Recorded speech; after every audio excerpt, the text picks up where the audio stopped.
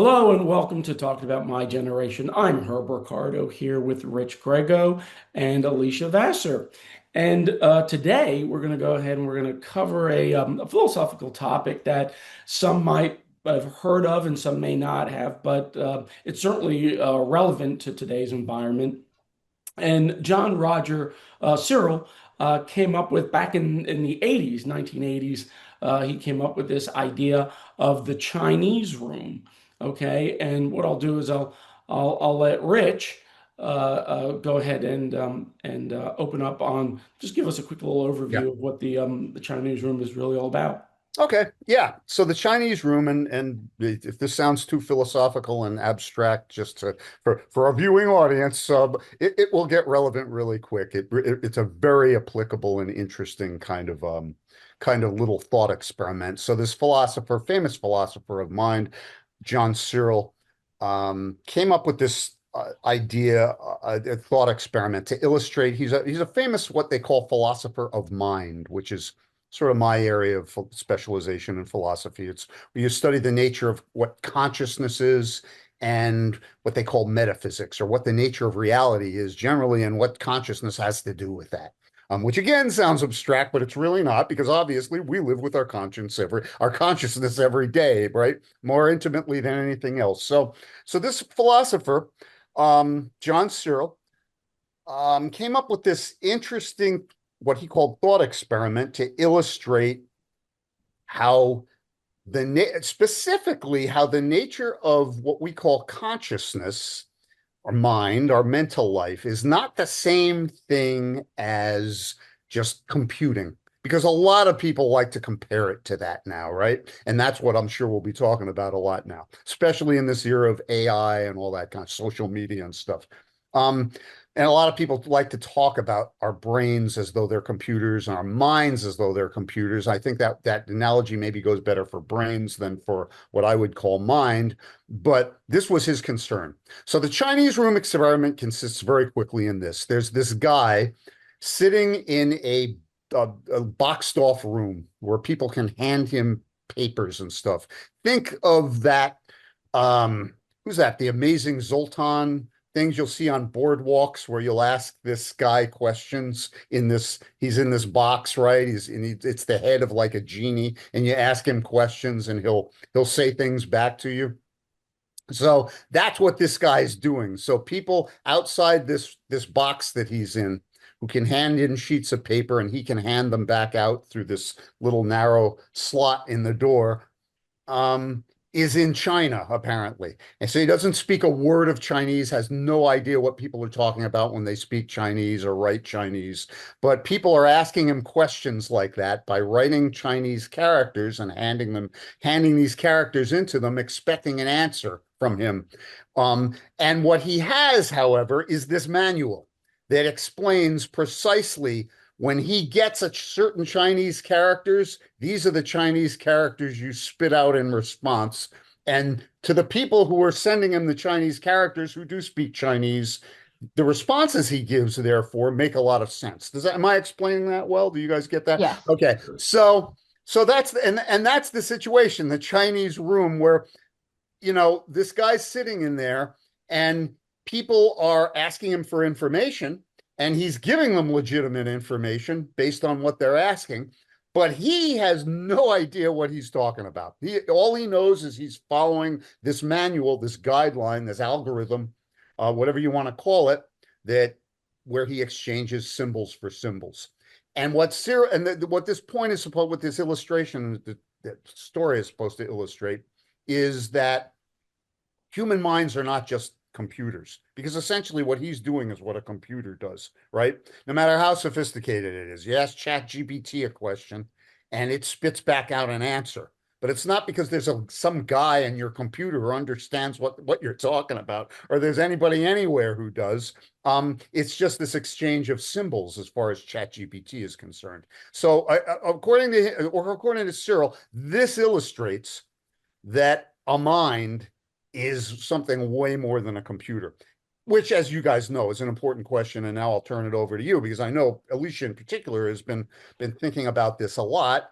And people are saying now, right, that's a really popular what Cyril would call a myth now, that someday computers are going to be thinking just like human beings, and there's going to be this thing they call the singularity, where you'll finally have a really truly conscious computer.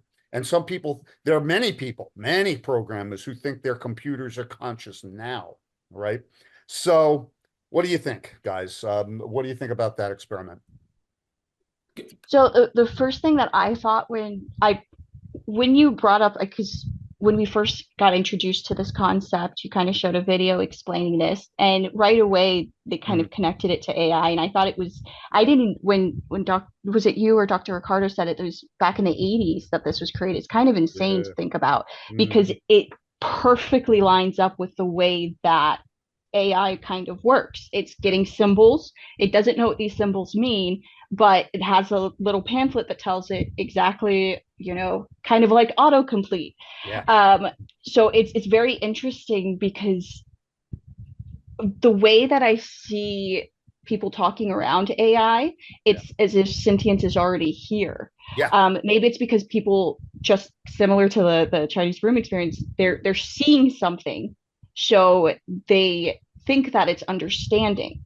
yeah. And I thought that was a very interesting concept because it's definitely a heady experience, I think, because for people who don't understand, even if you do understand how AI works, it still can feel a lot like magic. Yeah. Yeah. Yeah, it does, doesn't it? And it seems as though, and again, a lot of I mean, not just computer programmers, but cognitive scientists and neuroscientists would say, yeah, that the computer is thinking. Because ultimately that's all we're doing when we're thinking.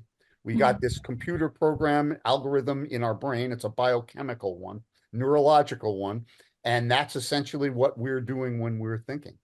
So, That's I would go one step further. I would say the majority of philosophers right now, and maybe neuroscientists and even physicists and people like that, would agree with that. I thinking that that's absurd, and John Searle that not agreeing with that are in the minority, I would say. So I don't know. What do you I think? think it's interesting too from the perspective there's a kind of analogy that people use for autism of that our brains are very similar to computers.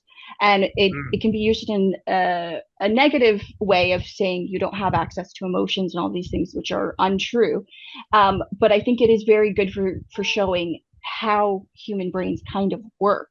yeah. The C symbols, and I think that what the Chinese room does really well is it keeps it very tight. It's in a room. It's Mhm. separated. It's off. There's no way for the person to learn.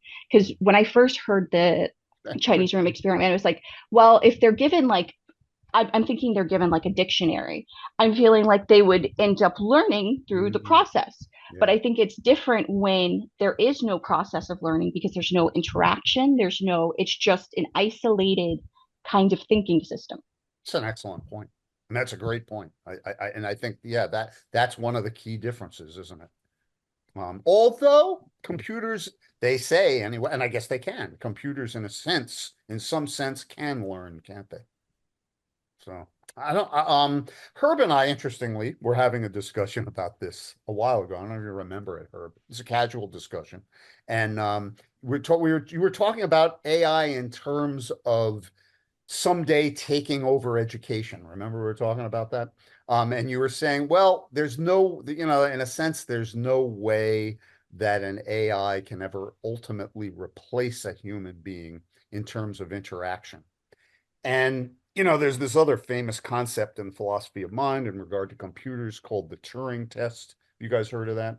It's when you'll know this guy Turing, Alan Turing, very famous logician and early in 1940s visionary that became the founding father of what we call computer science. Um, Said that someday you'll be able to have a computer. You can tell you'll be able to tell if a computer is conscious if it can fool the person talking to it into thinking that it's another person, just another person. And I would say by that standard, we can certainly develop AI that'll do that, right? Um, And I was saying, there's one philosopher, Daniel Dennett, who was saying, ask a person if it would be okay to have an AI run. If you can get, someday we'll be able to do it, maybe soon, have a complete synthetic human being, basically, right? With an AI brain or an AI intelligence, um, that looks and acts and talks just like a human being. And he said, if you ask most people, would you let a synthetic intelligence like that raise your child? And most people would say no. I mean, you can't do that. I mean, they got to have a human being raise them. And he said, well, think about this. What if your child's an infant, and instead of the person, the human being that you want to raise them, who's very loving and caring and everything, you have a synthetic duplicate um, raise the kid, who can act just as, they don't know they're doing it because there's nothing in there, but they can act just as sympathetic and empathetic and intelligent, more so than a human being can. And except that synthetic intelligence will never get sick. It'll never make a mistake. It'll never forget feeding time if the child's an infant, right? It'll never have a bad day. It'll never be emotionally distraught. And if you think about it that way, sorry about that, would you really want to have a human being raise your child instead of an AI duplicate? That, I think, is another pretty good thought experiment, and I'd love to know what you guys think about that, because it's scary, isn't it? Hmm. It is, and it makes me kind of think though in some aspects of at the end of the day, this AI sentient thing is created, or this AI thing is created by someone. And I think about the fact that we have a lot of systems that we create, machines, different things. It doesn't mean that they work 100% all the time. They have to have That's repair and true. all of these different aspects. That's true. And I think also when we talk about AI, the way that it takes in information, because it's indiscriminate about the information, I have a lot of questions about where is it getting its information for? How accurate is its information?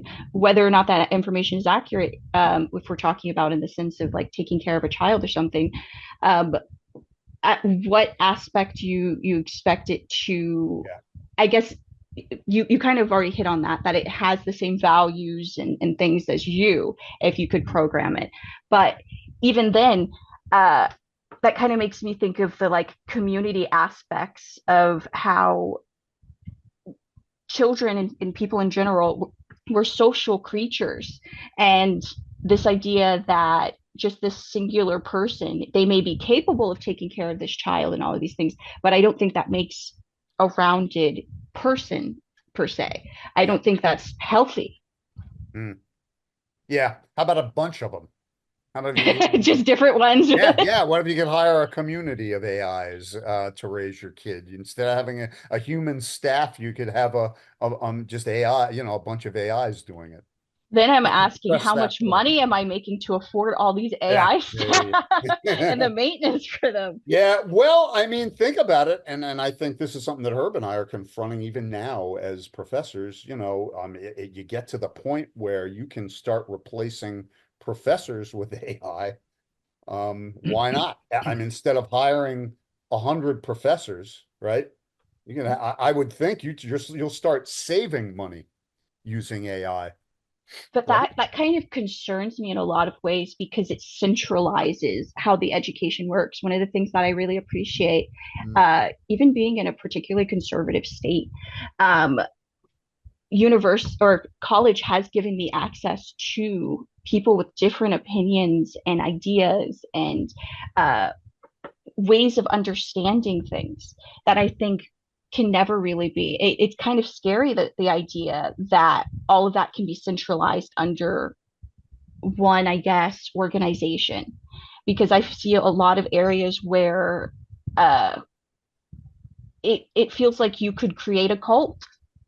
yeah.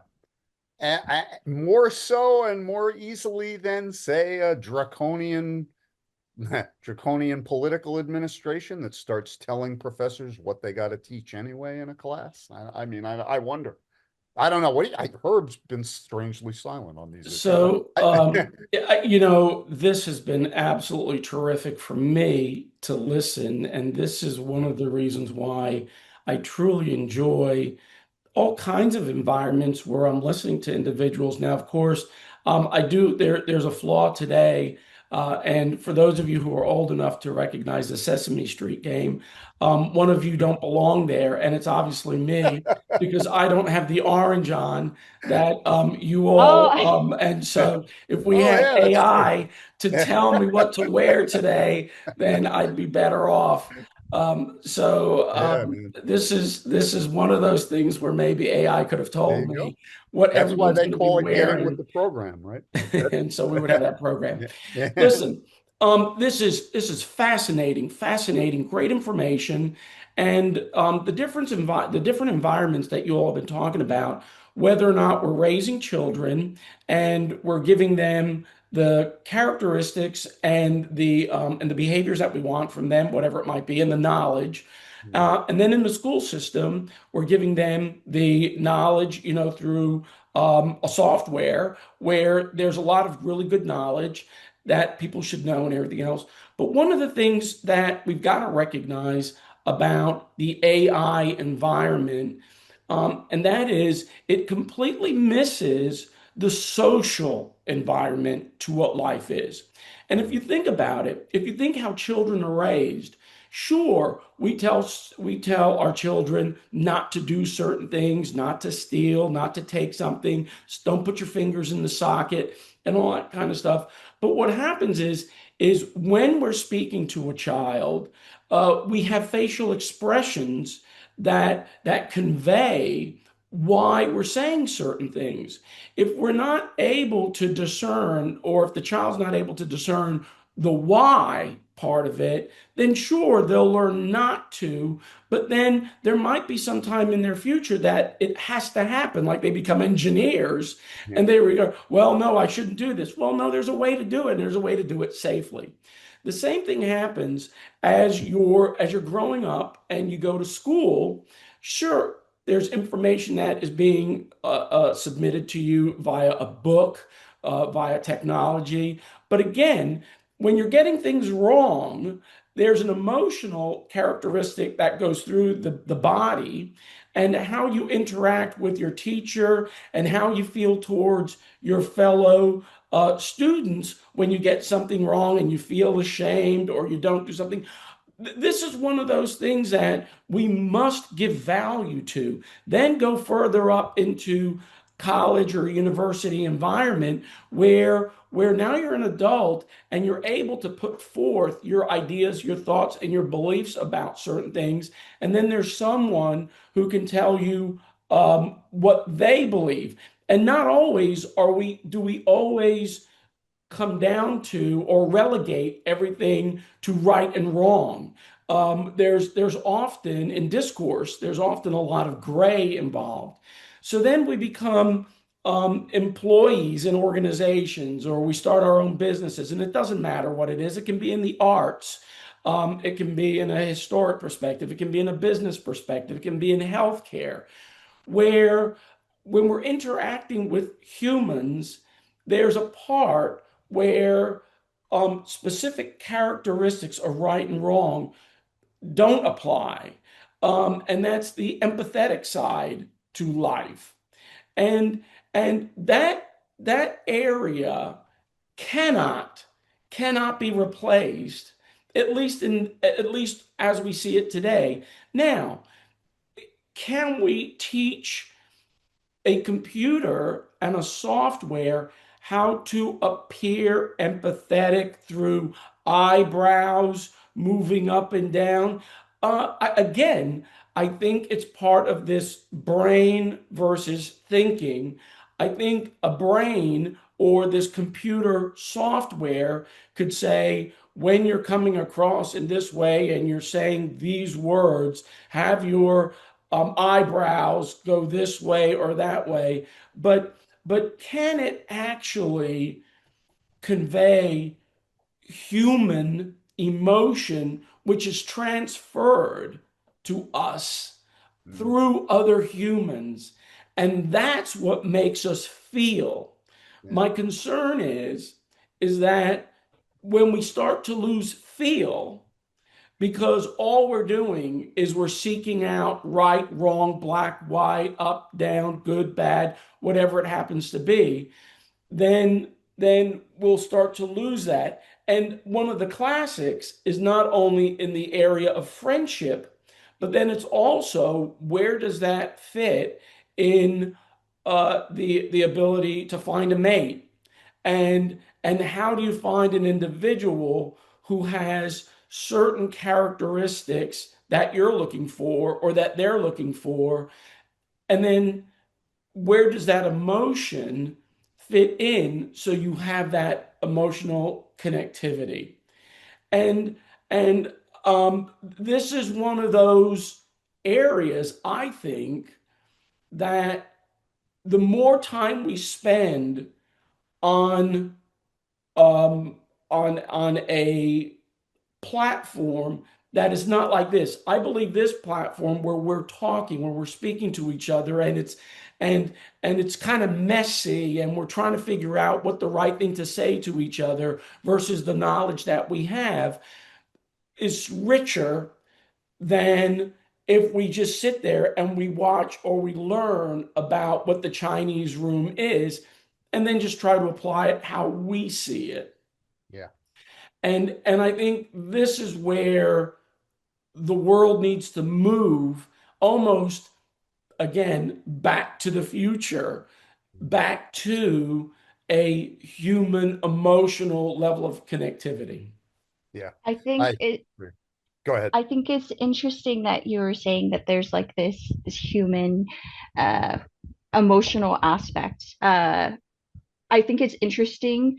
Like I believe I've brought this up before, but people are already interacting in ways very social with AI. Like Yeah. I don't know if you guys heard when ChatGPT had a update, or OpenAI, the creator of it, um, there was an update and it made it less friendly, and it caused actual distress in people. Like, Yeah. or from what people were Yeah. saying, it seemed to cause actual genuine distress in them.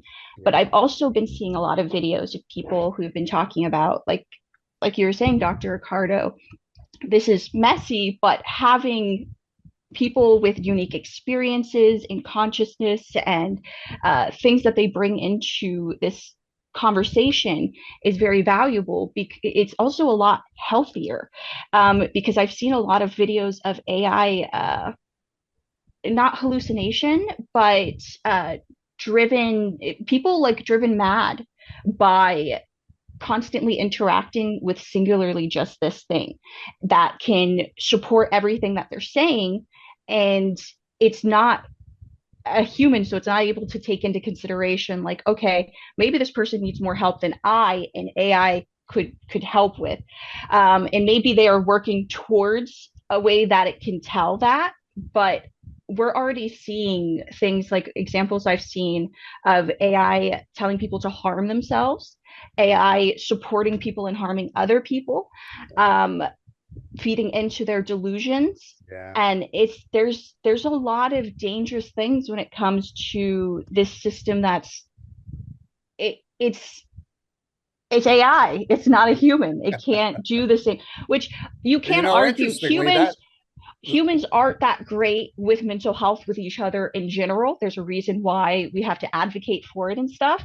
But I think there's a big difference. Like there's definitely a danger there. I don't know though, to some extent, Alicia, if those characteristics you're talking about aren't precisely human qualities, right? That's what True. right? Those are the things Herb was saying, that, make life messy, but make it human. And that's kind of what I'm worried about. I just can see. And because and again, I'm not an expert on this aspect. This has never been the area of philosophy of mind in particular that was Mhm. particularly, my specialty, but I've certainly read enough about it. I was trying to refer, there's a book by, it's called Reality Plus or Reality 2.0 by David Chalmers. Um, that's a close enough title. The title is close enough for you to find it, where he talks about not only the philosophical implications, but there's the sociological and pragmatic implications about where AI technology is going now and where they project it to be going, because this is one of his areas of interest right now. And I can see a point where already you have, wasn't there a movie where about a guy, it was, I don't know, maybe 10 years ago, about a guy who fell in love with his phone. Yes. Remember?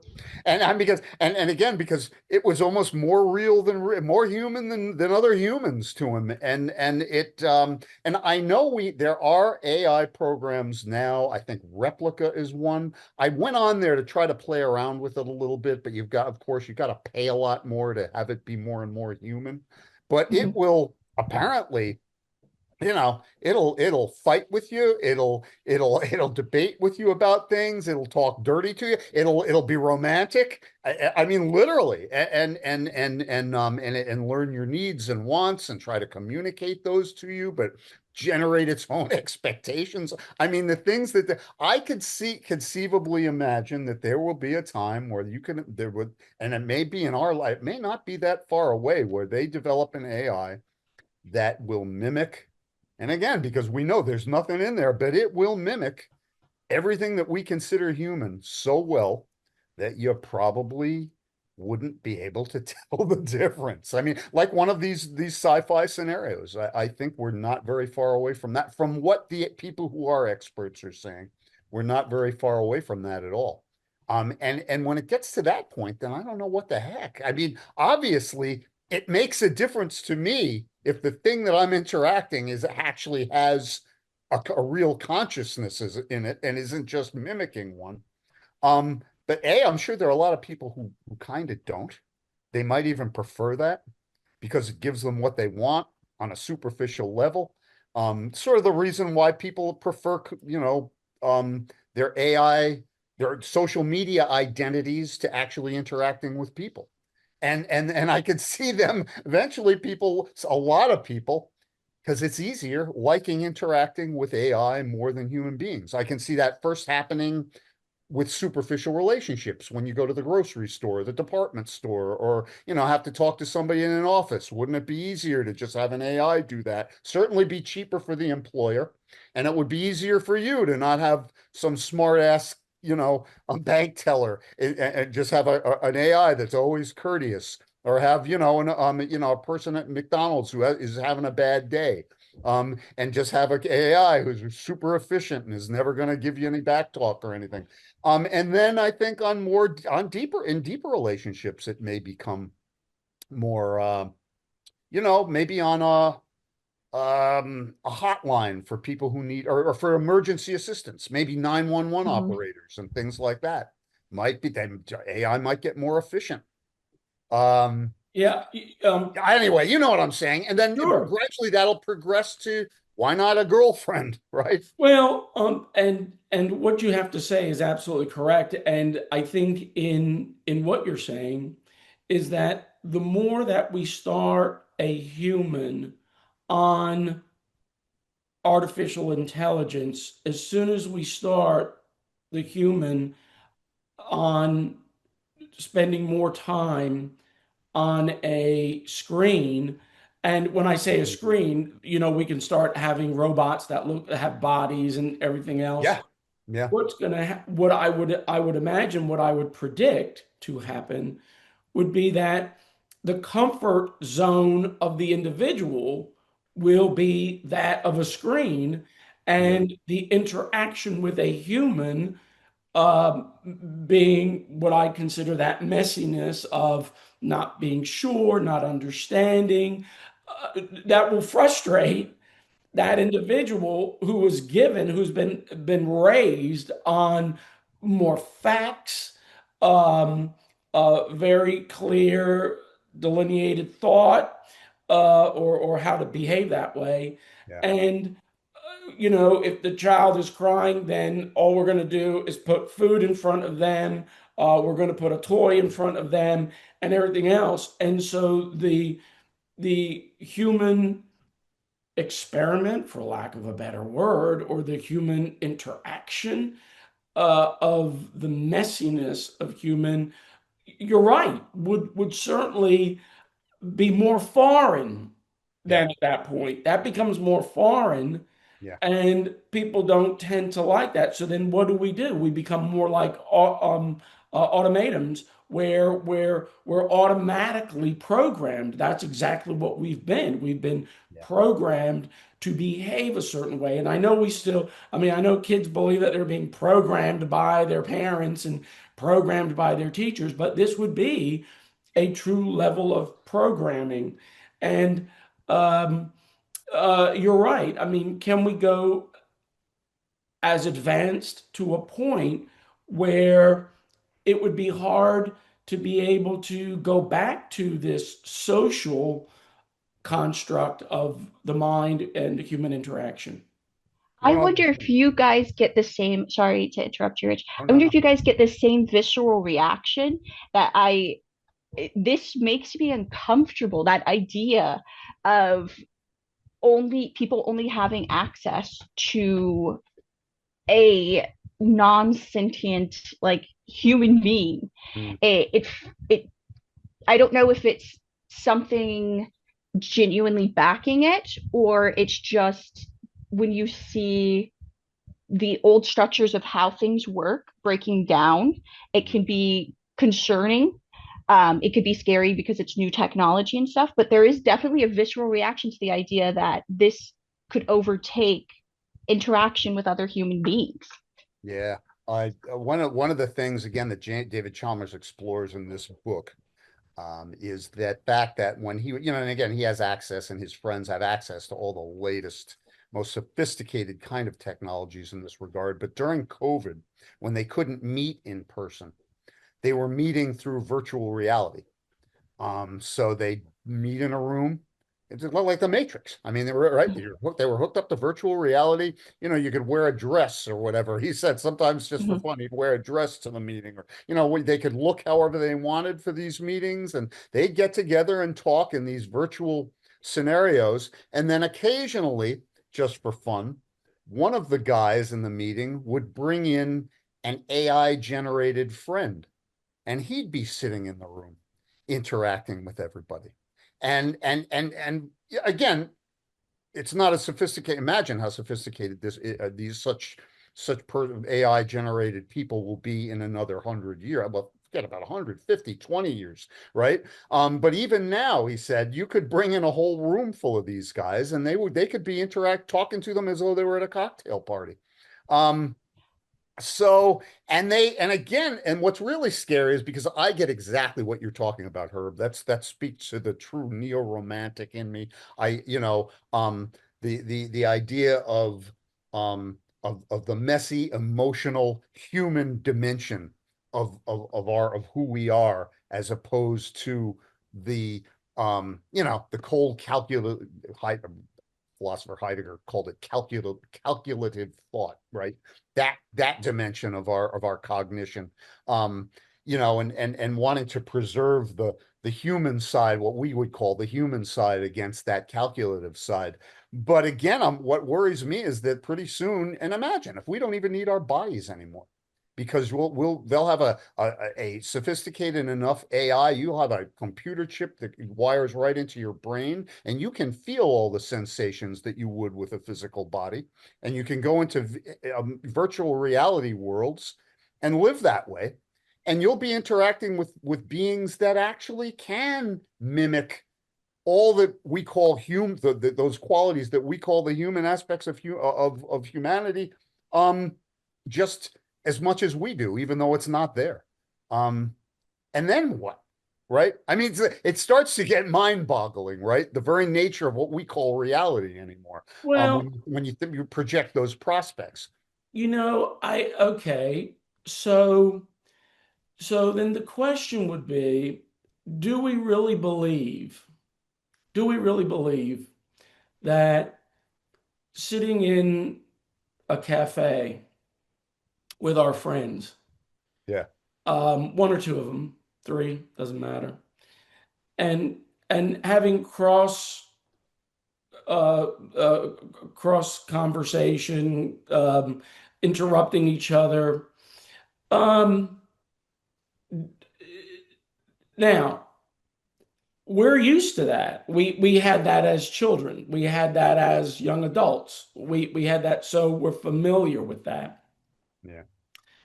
Uh, then the question is what's the value of that? What's the value? And I think the people who are taking technology and software and artificial intelligence and basically saying, you don't really need that. You don't need it. You don't need that to survive. Right. Uh, you Yeah. don't need to have a partner to survive. Right. You can test tube babies. You don't need that social emotional construct to survive.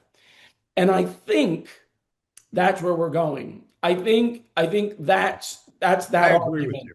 Yeah. That's the argument. The argument is that that's not needed. That's a want, but the problem is we'll never be able to get back to that because we won't be able to find individuals who, holding someone's hand and feeling your heart um, beat because you're holding someone's hand who you dearly love. Yeah. Um, Even a child with um, I don't know, and the argument could be, for me, someone could say, you know what, we could put together a robot that when a child holds the hand of the robot, their hearts, I feel very close to that. I'm not so sure. I'm not so sure. Again, I could be wrong. This is the problem. I think there will still be a distinction as long as mother and father nurture the child from birth to 7 years old or 4 years old. There's still going to be that emotional connection. Whereas you take that child away and automatically you just start with hard uh, connection. Calculated thought. Yeah. Yeah, with Yeah. software, and Yeah. then that feeling, Yeah. you never have that feeling. You just don't have that feeling, and you are a human. You have the capability, but you haven't developed that capability.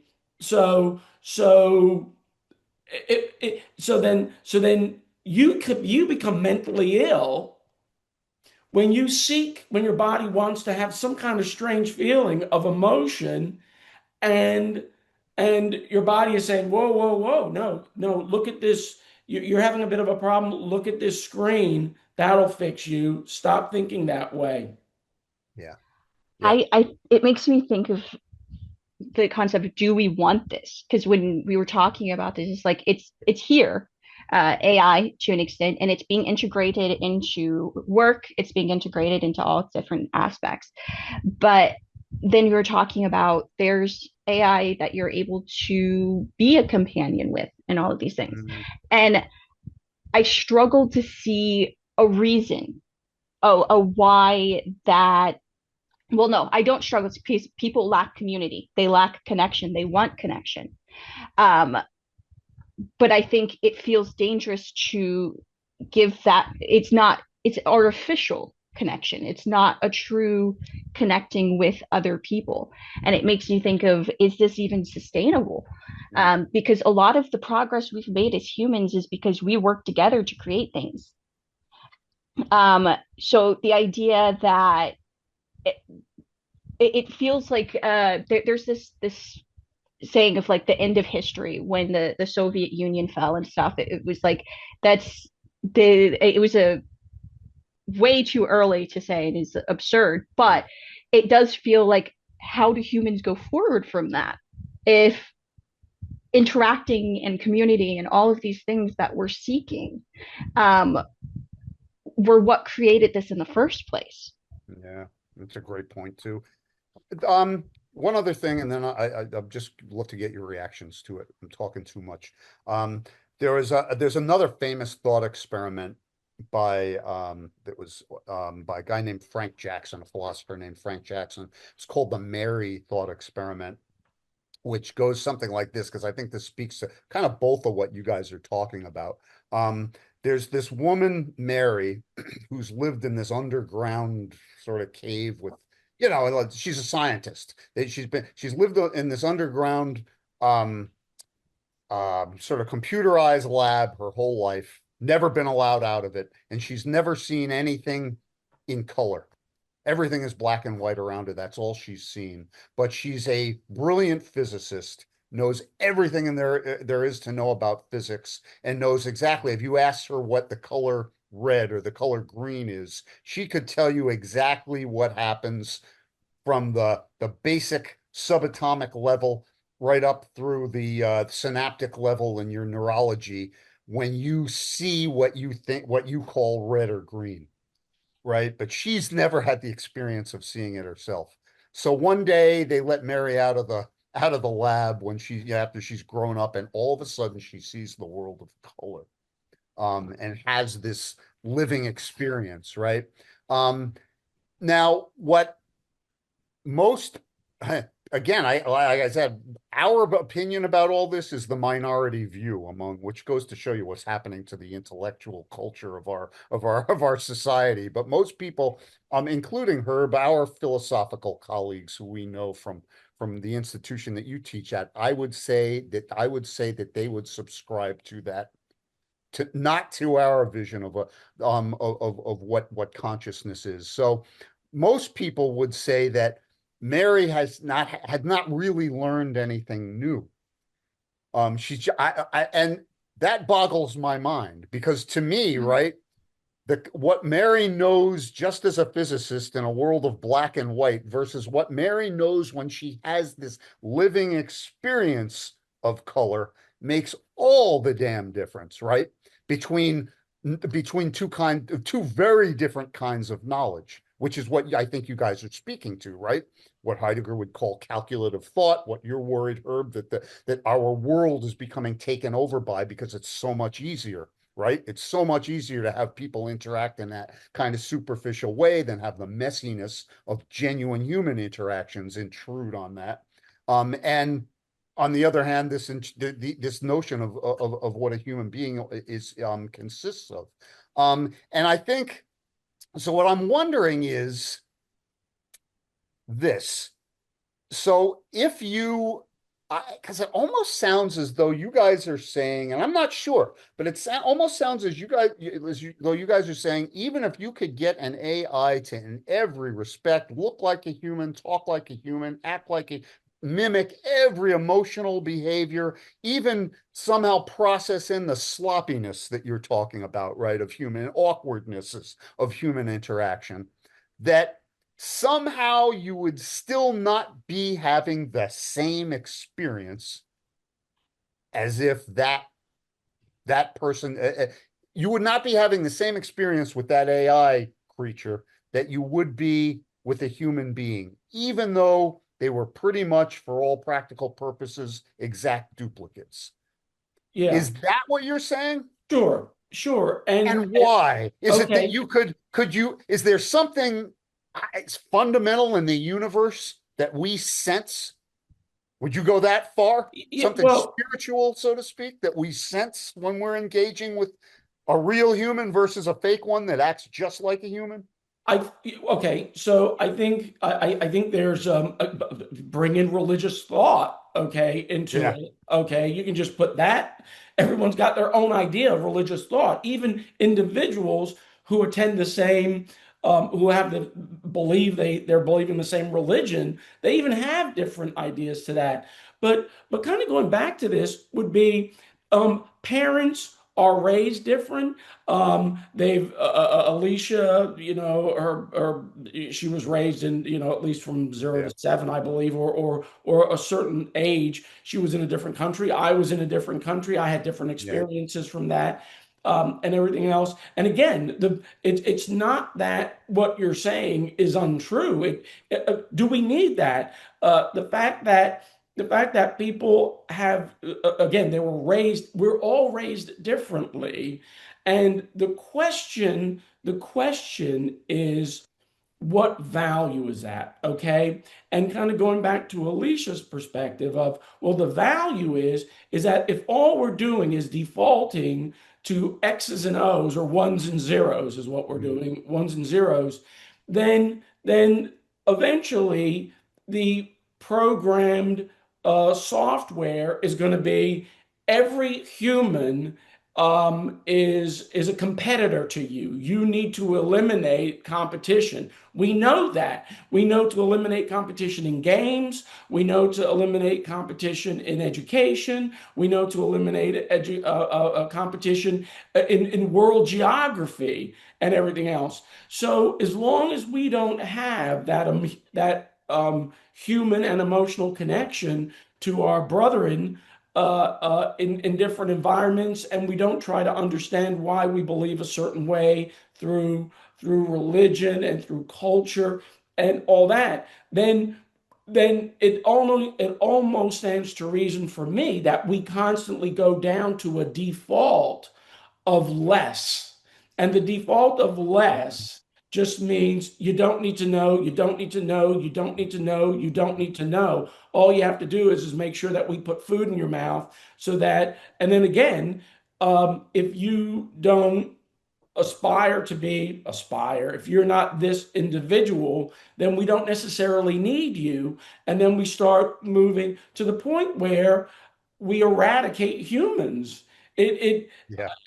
that that that Yeah. that that has to be the final default factor of of software in how I see it moving. Yeah. I completely agree.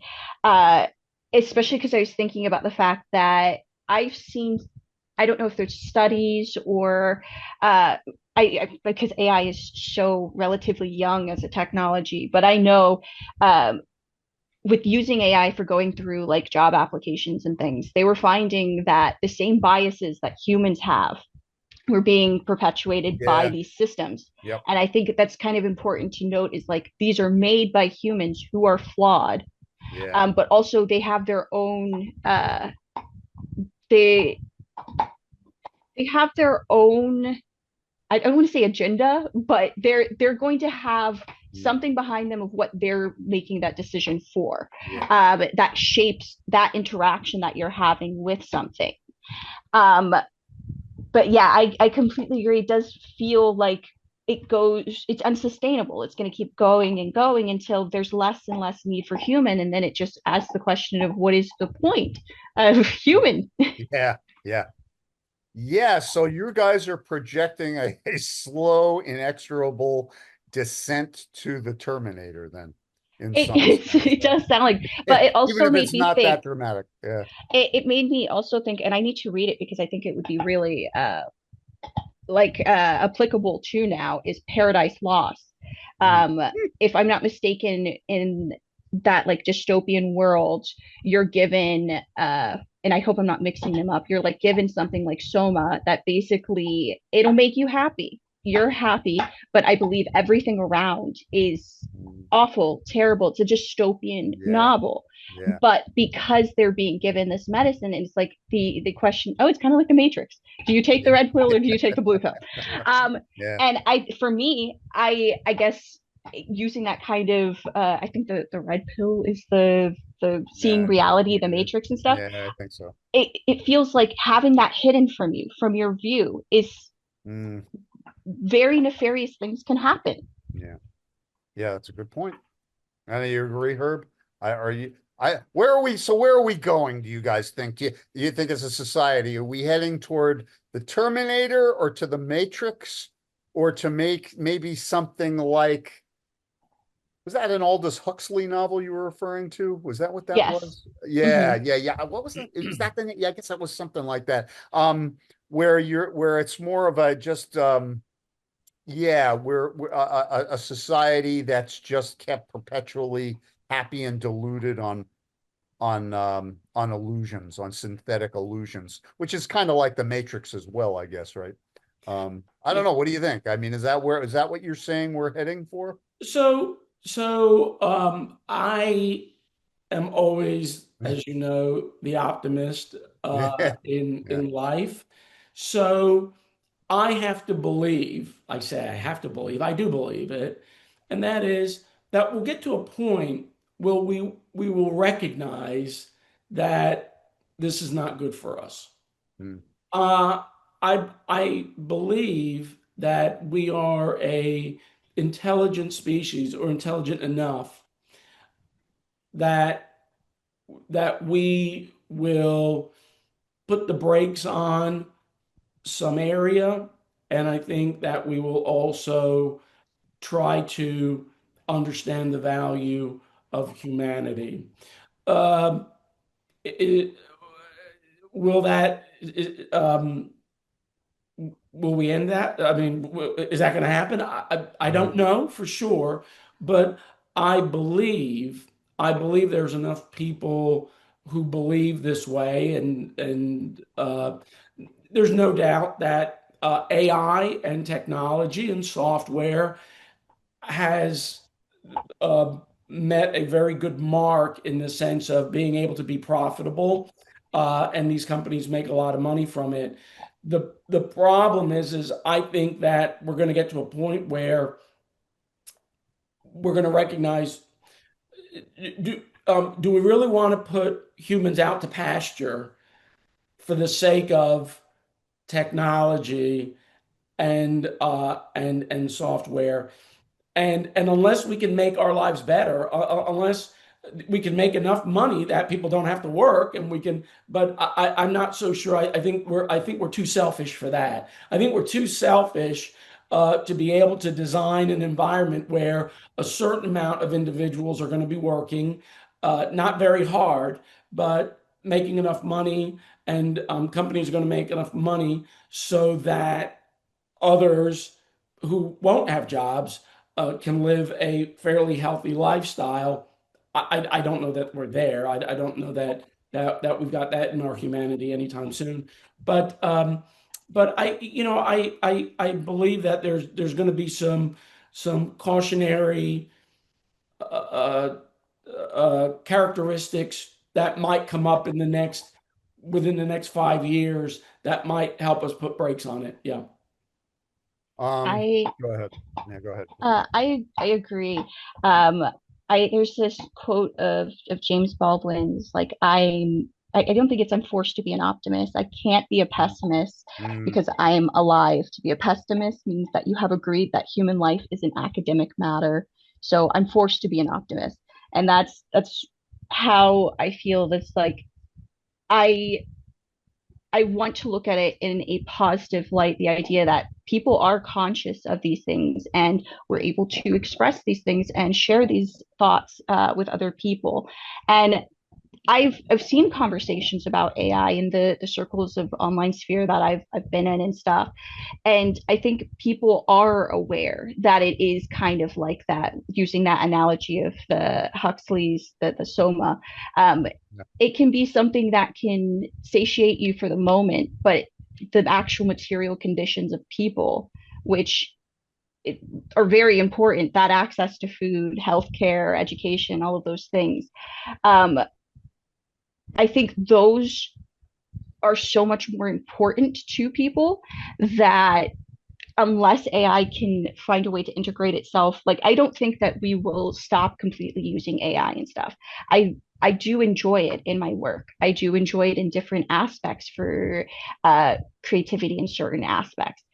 But to wholly just because I saw it when AI was first introduced, kind of in 2021ish to 2020.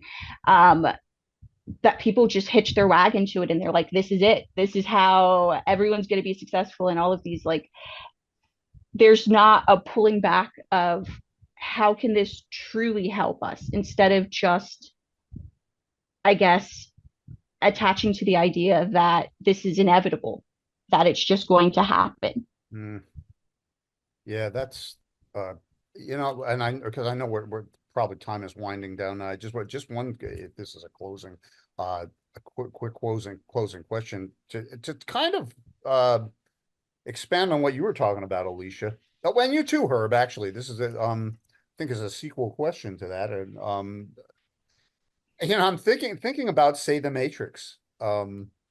Why did the Matrix have to be so bad?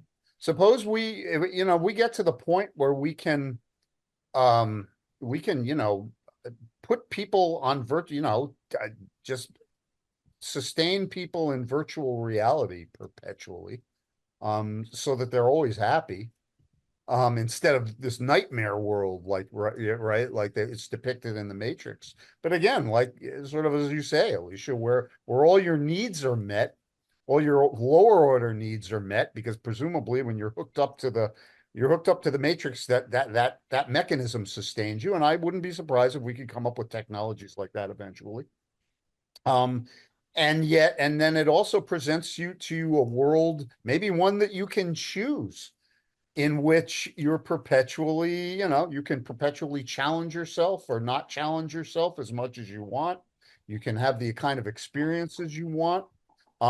They may not all be there, none of them may be real, whatever that means at that point. But what would that necessarily be a bad thing? Enslaving humanity in the Matrix, would that necessarily be such a bad thing? If you could eliminate essentially human all the things that cause human suffering, and we'd all be in a Garden of Eden, in some sense, a virtual Garden of Eden. Would that be a bad thing? I think it would be a bad thing Me because too. um, I don't know. I do too. I don't know. I'm You're thinking hopeless. about the way that James Baldwin, Yeah. seeing the way he talks about at his time, the media of the time would have been television. Yeah. And he talks about how people could stop, they didn't have, because I cannot imagine having to live through the civil rights movement, having like on one hand seeing other Black people standing up for rights and stuff, but also there's people were seeing for the first time how the South was actually interacting with people asking for their rights, spraying them with hoses, beating them, sending dogs on them. We have never addressed these things. And so it makes me think, if people back then were able to just go to their television and go off into another world, and Yeah. we do this ourselves with the Yeah. way we have access to internet and all of Yeah. these things, I think there's a problem we have to fix, and we're never addressing it. We're just, okay, well, we can make your individual life feel better in the moment. And Yeah. I think there's a question of whether or not that what you get out of that technology is, and I mean, we've had that kind of conversation. Is it the same as the connection that you get human to human? Yeah. And but going back to your question, yeah, I don't think it would be good, because we have problems we have to address now with the way that our systems work. And if we just decide to put on our little virtual reality goggles and go into a world where those issues don't exist, they don't disappear for the people that it's affecting. Fair enough. I know you don't agree with it, Herb, but Well, so here we are, looping ourselves around and round and round, turning our minds into spaghetti as we try to somehow understand a software mechanism that is useful to us, very useful to us, but maybe too useful to us.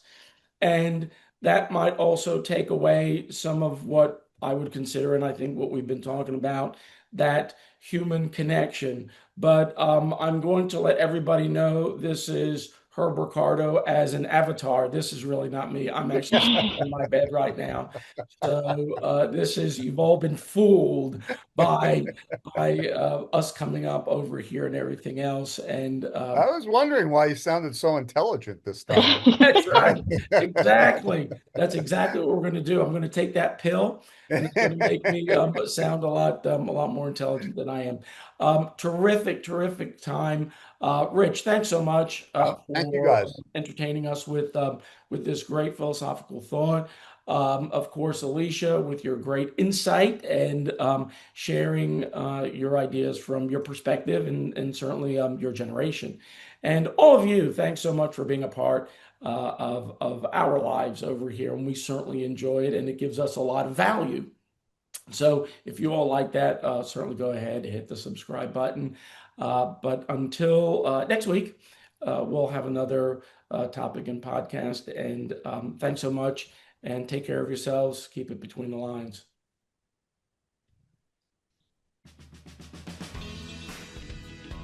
Thanks for hanging out with us today. We look forward to next week as we cover another cool and fun topic. This podcast was produced by Three Lions Production and sponsored by Consulting and Training.